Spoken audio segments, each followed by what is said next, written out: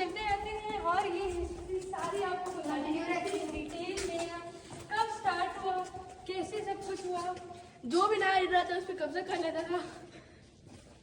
ये देखिए जरा सारे किस तरह यहाँ पर 1872 में ये जो यहाँ पर गेस्ट हाउसेस बने थे। और ये इसके इसका बाद बैकग्राउंड है। माइंस के बड़ा ये माइनिंग मेथड है सारा। और इसके अलावा ये ट्रांसपोर्ट का रिकॉर्ड है। ये सारा ये ट्रेन जहाँ उसमें ले जाते थे नमक को।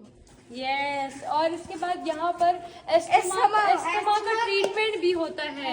एस्थमा होता था, वो लोग आके सॉल्ट से उनका ट्रीटमेंट होता था। और यहाँ पर और ये इधर इतनी प्यारी वर्कशॉप बनी हुई है इधर। 80,000 टन वो 18,000 तो आपको दिखाते हैं इको चैम्बर।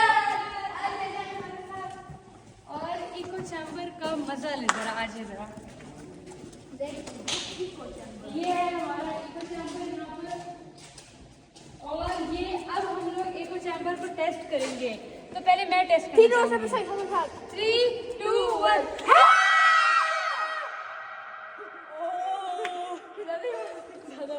फिर से 3, 2, 1।